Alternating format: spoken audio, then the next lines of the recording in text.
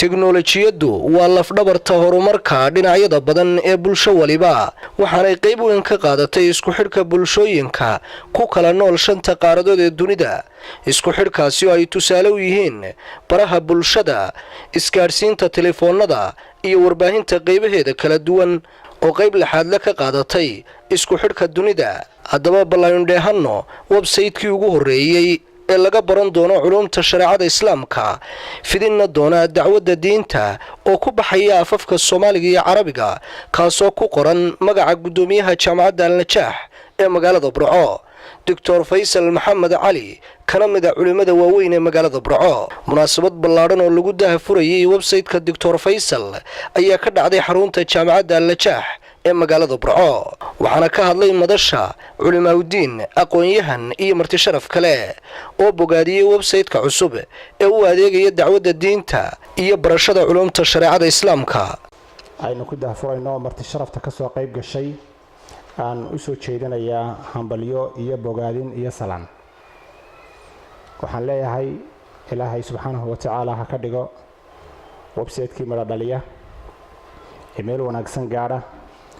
ee inana aynu ka faa'iidno ummadana aynu ugu faa'iideyno oraahda barnaamijka halkan galabta aynu isugu nimi waa taa aan horey uga sanqariyay oo ah daahfurka website-ka Dr. Faysal Maxamed Cali xafidahullah oo ah madaxweynaha jaamacadda Al-Najaax kullay xafladan qiimaha badan waxayna isugu nimi daahfurka website-ka uu markaa sameeyay Dr. Faysal Maxamed Cali maanta nolosha lagu jiro iyo waaqaca la jooga waa waaqa dadka internetka iyo maxaan raahday website-dada iyo Facebook iyo Twitter-ka ay ku jiraan taasoo markaa yaani maartay meel wanaagna looga faa'iideysan karo xumaana laga yaabo in badani inay u isticmaasho inay markaa dadka wanaagsan ay helaan iyo dalabatul cilmiga iyo dadka mustafiidiinta ah yaani website iyo goobo khayrka markaa nashirinaya oo haday afkaar ay hayaan iyo aqoon iyo talooyin ay hayaan ayagu ku nashirin karaan ta qayrkood ay gelinayaan ama cid ay markaa aqoonta yaani maartay ka filayaan ay gelinayaan ay kaga faa'iideysan karaan waxaan rajaynayaa website-kan inuu noqon doono meel ay u soo arooraan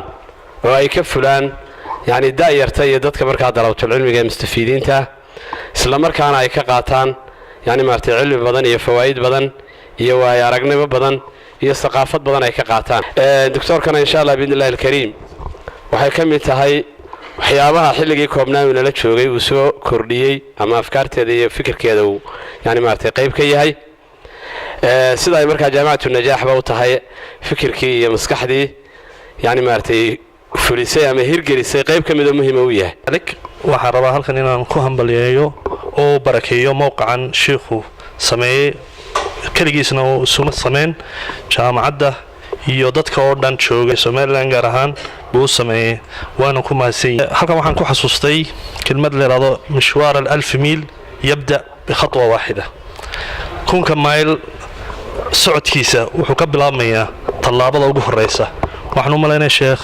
Dr. Faysal tallaabadii hore binoo sameeyay haddaan nahay qoladii wax dhiganaysay waxaana laga rabaa inaan anagu markaasna fikradaheena inaan dhiibano oo ku waxyaabo aragtideena saxda ah aan u maleynayno inaan ku darno meesha waayo waan u baahanahay inaan dadka baraarujino wacyigelin badan inaan u sameeyno waayo waxaan nahay ummadii sidoo ku faanay rasuulka sallallahu alayhi wasallam ummatun wasata banahan markaas waa inaan noqono dadkii laga filayay inaan sameeyno waxan sidoo kale Dr. Faysal Maxamed Cali ayaa sharaxay sababaha keenay aasaaska website-kaasi waana runtii waxaan oran karayaa waa shay inagu cusub oo aanay hore u dhicin in la isugu yimaado website la daahfurayo oo waliba website-kaasi uu magac shakhsi xambaarsan yahay runtii waxaan doonayaa inaan idin sheego ilaahay baa og yani hadafkaygu hadaf shakhsi ah oo inaan anigu ama manfac gaar ah ku helo amaba magac gaar ah ku helo maqsadkayga iyo qaradkaygu ma aha hadafka ugu weyn ee aan runtii ka lahaa website-kan inaan furo oo aad dareemaysaan qof intuu lacag soo saaro inaanu dee meel iskaga bixinayn aanu hadaf ka lahayn hadafkayga ugu weyn wuxuu ahaa mowqicani inuu noqdo ama website-kani uu noqdo dadka bilaa mimbarka ah meelay wax ku qoraan ama meelay wax ku soo bandhigaan aan haysan inay helaan qolada la yiraahdo aljazeera waxay lahaayeen isku xayeysiin jireen bariga cusbaayeen mimbarul jazeera mimbaru man laa mimbara lah jazeera mimbarkeeda iyo yani waxa weeye qanaadkan waxaa leh cid kasta oo aan qanaad lahayn ama mimbar aan lahayn hadafkaygu noocaas u ahaa anigu shakhsi ahaanna wixii ama ha noqoto maqaalad dacawiya ama mid cilmiya ama duruus ama noocay doontaba ha noqotee meel aan ku ilaashado oo aan ugu talagalo oo waa laga yaabaa muxaadaraadka markaan gelayo ama qof kasta muxaadaro uu gelayo waxa laga yaabaa rikoodho kala duwan ama moobilo kala duwan in la soo agdhigo marka hadhow waxa laga yaabaa hadalkaagii adigu aad lahayd in uu waxa weeye qaar la taxriifiyo la bedelo qaar wax lagu daro qaar wax laga jaro hadhowna laga yaabo in suuqa lagu faafiyo marka meel anigu aan leeyahay oo waxa weeye muxaadaraadkayga iyo duruustayda dacawiga shaambad ku ah oo aan waxa weeye maxay tahay qofkii u baahanaya haddaan anigu u baahdaba waxa weeyaan laga helayo hadaf buu ahaa hadafka hore caamka ah oo qof kasta oo doonayo ummadiisa inuu wax gaadhsiiyo oo ama u soo bandhigo khayr u soo bandhigo ama uu soo bandhigo wax anfacaya dunyadooda iyo aakhiradooda ama uu doonayo inuu ka baraarujiyo inuu noqdo meel waxa weeye obina oo aan cidna ka xidhnayn waxa laga yaabaa qofku isweydiiyo muxuu magaca u doortay berigii hore waxaan ku talagalay website baan sameeyey aan u bixiyay taqadum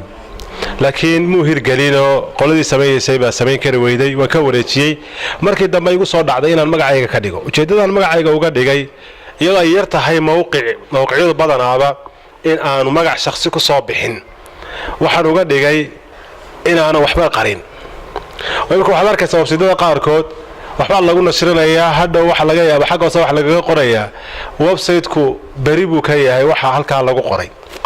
haddana isagaa ogolaaday in lagu qaro marka nooc nifaaqa weeye waxaa laga yaabaa kan sidaa leh ile waxa weeye website-ku mas-uuliyaddiisa ma qaadayo inuu isagu qorayo magac kale